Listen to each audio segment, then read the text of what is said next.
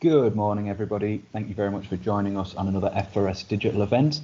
This is a Girls in STEM event to recognise International Women's Day. We're sponsored very kindly today by Tate and Lyle, and we have a speaker from Tate and Lyle for you a little bit later in the session, so that's really exciting.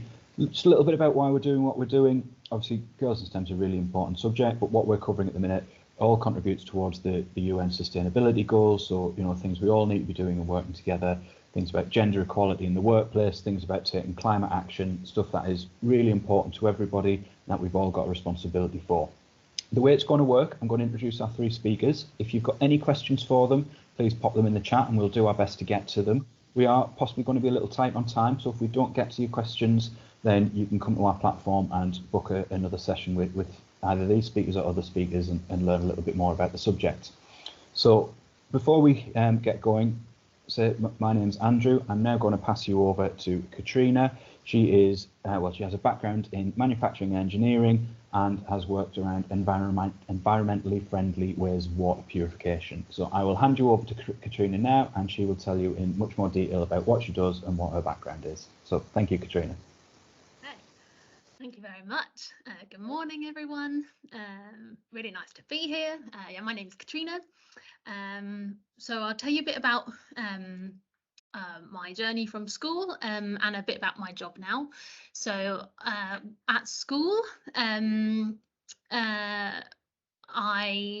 didn't know what I wanted to be. I had no idea what jobs existed in the world or what, I didn't know anything about the world of work. But I knew I quite enjoyed science, and I kind of understood that I enjoyed applying science to the real world more than I enjoyed the theoretical parts of it. And that, to me, was my understanding of what engineering is, the application of kind of science and maths to the real world. And I think that's a pretty fair description of what engineering is. So I picked my A-levels of science and maths.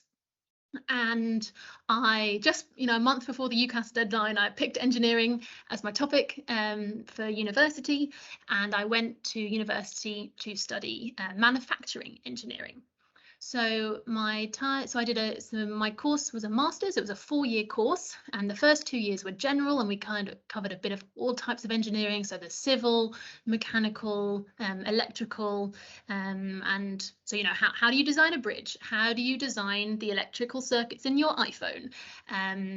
And then in my 3rd and 4th year, I specialised in the type of engineering, which is the manufacturing engineering, and that's all about how stuff is made. So in your factory where you're making iPhones, you're making hundreds of thousands a month, and so you design your factory, and it's each process is very clearly defined, and it's the same, and you can design big machines to design them, and then something like an aeroplane or a spaceship, that's a one-off, so you have a very different manufacturing process. And so that was my time at university. And then I left university and I spent 2 years doing business consulting, so kind of helping oil and gas companies to make decisions. And I realized actually I really missed my engineering, the technical side of things, and I wanted to find a more technical job.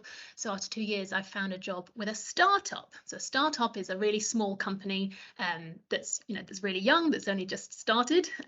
So there were about 5 of us when I joined, and then I was with that company for 5 years, and they looked at they were developing a solar-powered desalination technology. So solar-powered desalination is turning seawater into drinking water using just the power of the sun. And so why would you want to do that? Because there's lots of places around the world where drinking water is a very precious and limited resource, but they have an abundant resource of the ocean, and often it goes hand in hand with places that have little water and lots of seawater and a lot of sunshine. So it's a nice combination of the two. So I worked for that company for 5 years, and that was really exciting. And we grew from 5 people to 25 people, and we built a pilot plant in Dubai where we had 400 solar panels powering a desalination unit, and that was really exciting.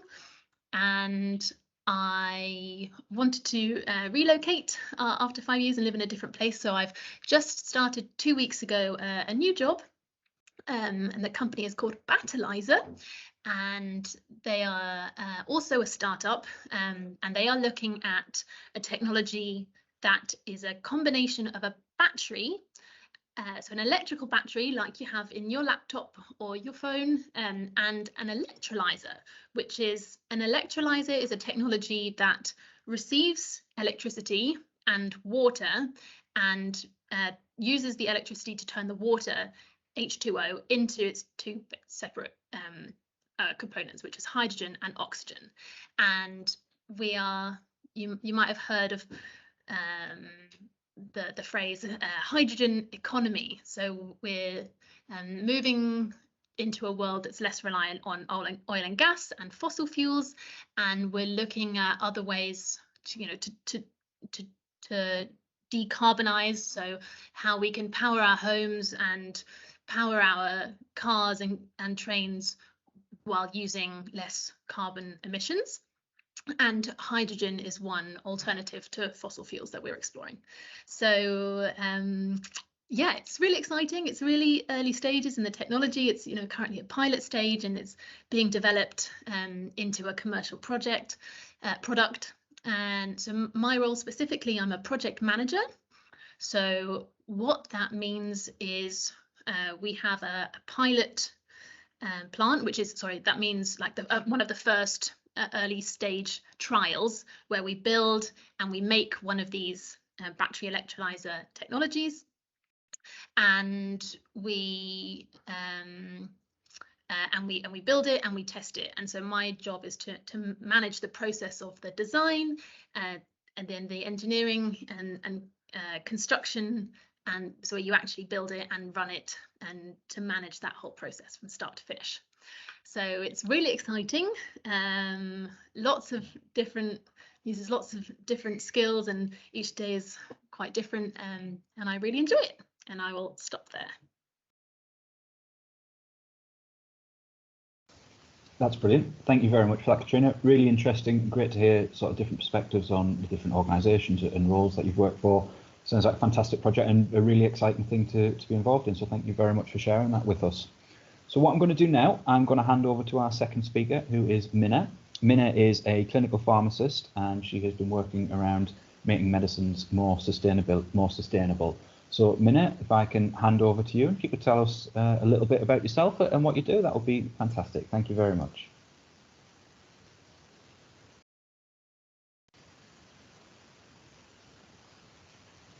Hello, can everyone hear me?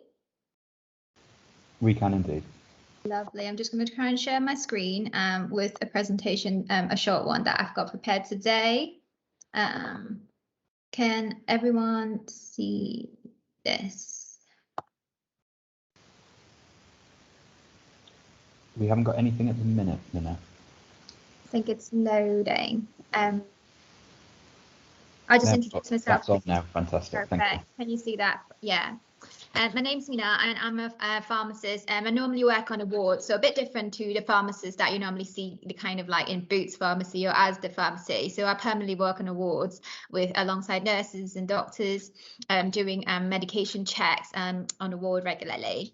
So today I'm just going to talk about my other role. So I'm a co-founder of a group called Pharmacy Declares, and so it's a national group with loads of pharmacy professionals in it.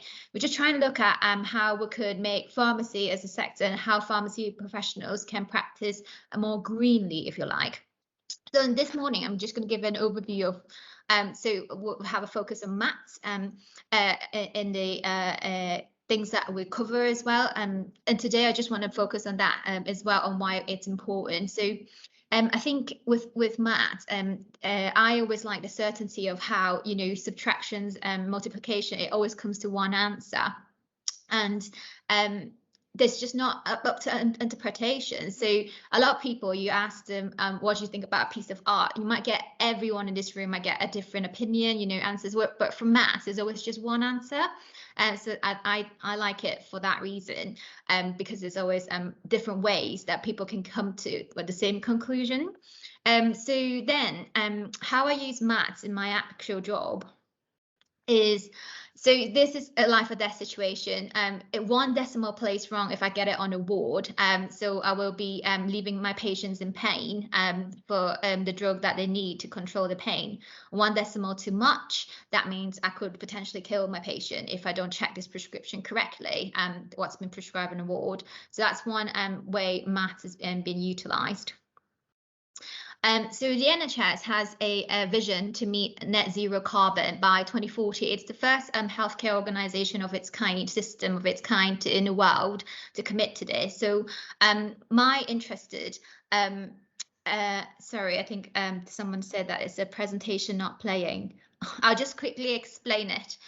So NHS has got 25% of carbon footprint contributing to the carbon emissions. So that's why I'm interested in looking at how we can bring that down and how we can work together to make the systems more lean and reduce the waste that we produce, etc. So I'm gonna so in terms of COVID, for example, in the last 2 years, you remember in the beginning, there's loads of data that's presented on television, of graphs and statistics and that. So if you don't really understand the data for that, you probably won't understand what's going on around the world, and how that might impact you, your family, and the people around you, and health systems, etc. So the same with climate news. So if you don't really pay attention to climate scientists' data and the graphics, the climate modelling that's been showing, you probably won't really understand how that might implicate us all in the future. So under the basic understanding of those maths is quite key. So this slide, we talked about, you know, the heat-related mortality. So increasingly year on year, we're getting record-breaking heat waves. So we're looking after more patients now than ever that's come into hospital as a result of, you know, being dehydrated and too hot. There's also elsewhere globally, not so much in the UK, that increasing forest fires, wildfires. So my colleagues in Australia that we're in collaboration with talks about setting up burns clinic in their pharmacy to treat from, you know, from the wildfire that spreads in their giant land. So I think basic understanding of you know, data, statistics, and the models is going to prepare us better in the future to mitigate the risk for this. And the inhalers is something, for example, that I'm working on in terms of, you know, tackling the 25% emission. So there is an inhaler that you might have known it as like the pressy down ones that people commonly use. That inhaler is quite harmful to the planet. You might see a BBC News article covering it as well. So that one, so a lot of guidelines, because it's quite cheap on the buy in contracts, etc. in the NHS. So people default is prescribing that evil inhaler, we'll call it. So one of the big projects currently ongoing everywhere in the country is to switch the guidelines to change these inhaler with loads of high HFC propellants into the lower carbon inhaler. But we can't just blanket switch everyone, because that risks exacerbating someone's asthma, someone's COPD, chronic obstructive lung disease. So then we need to do it carefully with clinician counselling, with patient shared decision making, etc. So it's not an easy task. It involves clinical conversations and decision making to do that. So I think some people can't see the slides, but I've got a slide that displays the kind of the data that people are looking at the minute within the NHS of, you know, how much carbon footprint is visiting a GP versus a virtual appointment, for example. And, you know, everything is getting quantified at the minute. There's a unit within the NHS called the Greener NHS. So they have loads of people appointed to look at how we can practice better, if you like. So you know the line that we've always done it this way. So we're trying to view everything, not just for cost and clinical effectiveness, but added carbon effectiveness to it as well, you know, the triple bottom line. So what's the ecological impact of our practices? So yeah, so that's a quick snapshot of what I've been working on as a clinician, as well as a green clinician. And that's me.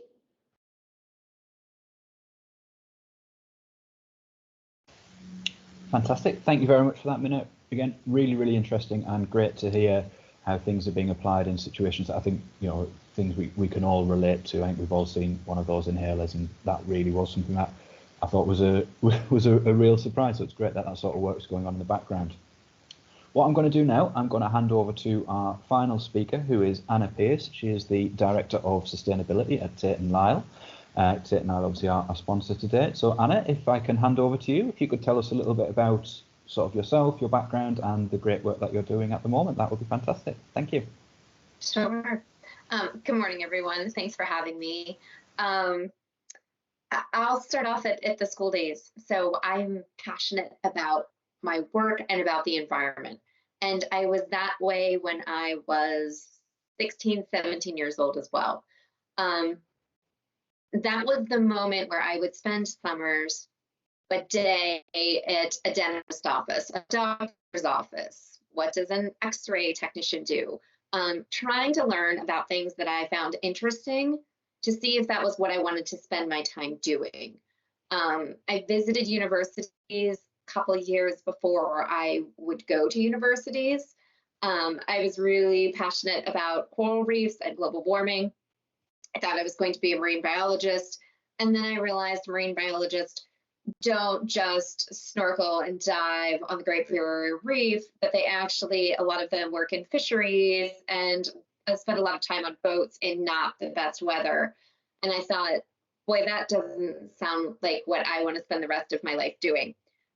So I think my first bit of advice is go see what those jobs actually look like every day.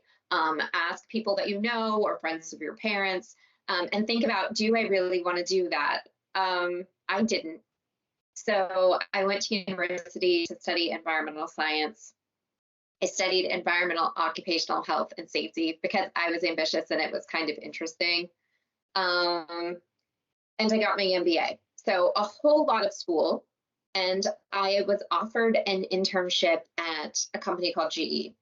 At the time I worked there, and I spent 20 years there, so I was there for a while. When I was offered that internship, they were the top company traded on the New York Stock Exchange. They were one of the biggest companies in the world. And I remember getting that offer, and I was like, oh yeah, I'm going to do that. Okay. I didn't know what they made. I didn't know what they made at the factory where I was going to be working. And I remember calling my mom and saying, I don't really want to work in a factory, right? That's not my thing. I don't want to do that. And my mom kind of stopped and said, well, I think you could probably learn a lot from this company, and this would be a really good experience. And I kind of was like, I don't know. And finally she said, you're going to take the job if you want to stay at university for the summer, or you have to move home. And I was like, oh, okay, I'm going to go do this. It was the best decision I made. I did not picture myself in a factory. It was 5,000 people manufacturing locomotives, moving them in the air with cranes and painting them and talking about, is the environment going to explode because there's too many paint fumes? And I was in the middle of all of those conversations. It was not somewhere that I ever thought I would be. I was responsible for people's safety, for the environment. Were we going to spill diesel? Were we going to catch the locomotive on fire that day? All of those things actually happened at a few points while I was there.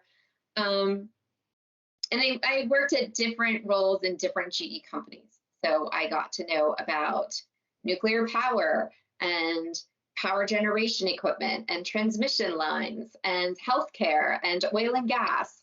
All of those jobs would never have been available to me, or people and experiences that I had to travel the world, if it wasn't for me getting over the fact that I was going to go work in a factory and that might not be cool.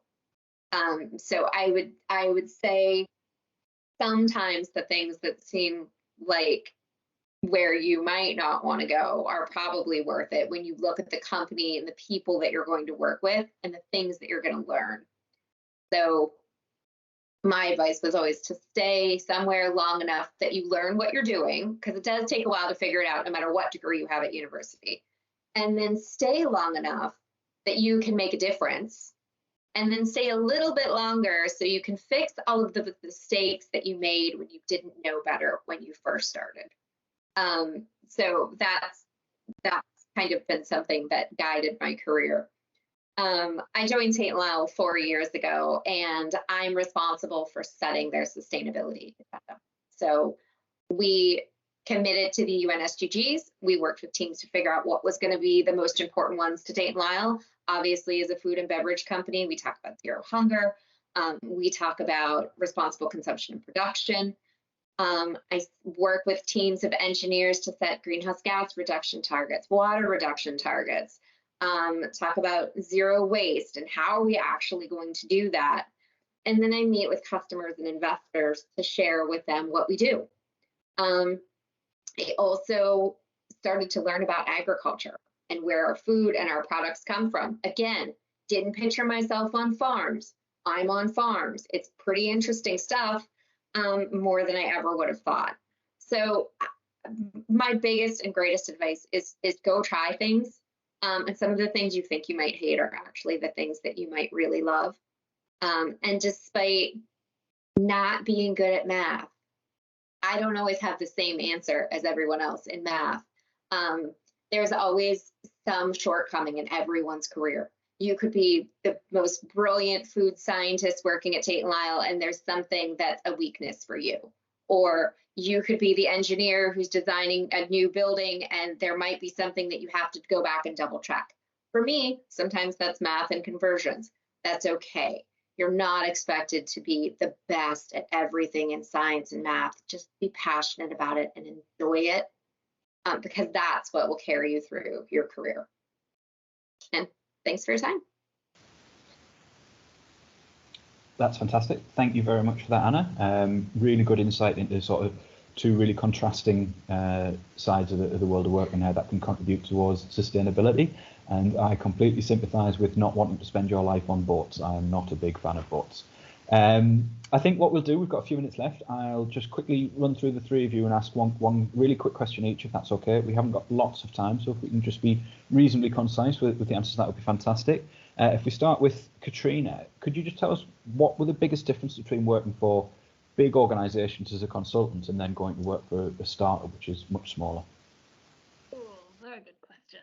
I think that's also, it's a great question, because something to figure out is which one, what size company you're going to enjoy working for. Do you want to work somewhere that's, when you're working at a company with 50,000 employees across the globe, there are lots of pros and cons compared to a company that has 20 people. So in the big companies, you've got everything is just sorted for you. There's departments that will take care of your laptop, and you've got HR departments that are really helpful for having career planning sessions, and there's really good training, and they have there's a lot of more opportunity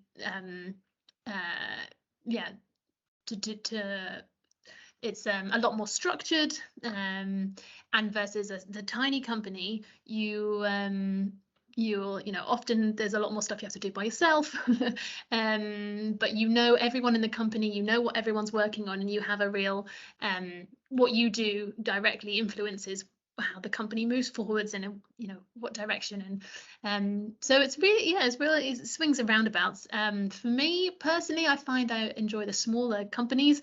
I really love to know my colleagues really well and know what they're working on, and I like to have oversight of the whole picture of where we're going, and to see very clearly like what my work is doing, how that affects the end, how the company's moving forwards.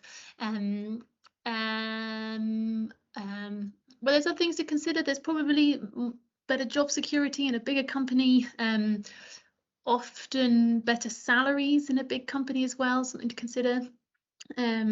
So yeah, for me, where I am currently, I really enjoy the small companies, but there's definitely pros and cons to both.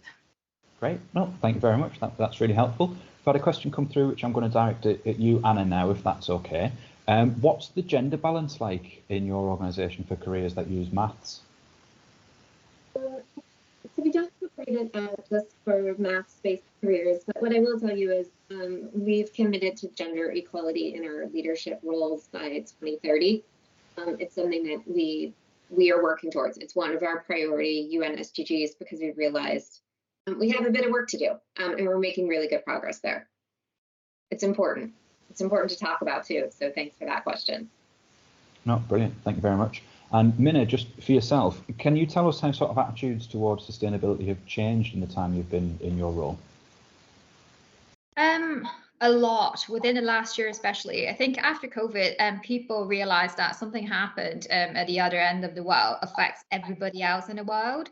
So I think after everyone's calling for this green recovery, and everyone seems to be on board, you know, trying to save people, save the planet, and act globally together. So within the last year as well, we in the UK we had COP26 in Glasgow. So there's been more news articles, more. Which unfortunately also loads more climate disaster news that coincides with that. So people are scared, people are concerned, and so people are more on board with the agenda. Whenever we go around talking about this agenda, the people are on board. I've rarely gotten people who'll be like, oh, I don't want to change my practice, or I don't think this is important. You might get the odd one or two that says like, this costs a lot of money. Where's the money coming from? Well, good news is there are actually a lot of investments in kind of the green agenda currently. So money is there. You just need to know how to ask for it. Oh, fantastic. Thank you very much. And thank you to all three of our speakers this morning. That's been a fantastic session, really interesting, really varied sort of perspectives on sustainability in different careers and for women working in STEM-based subjects. So thank you for that. That really was fantastic. For those of you who joined us, thank you very much for being with us this morning.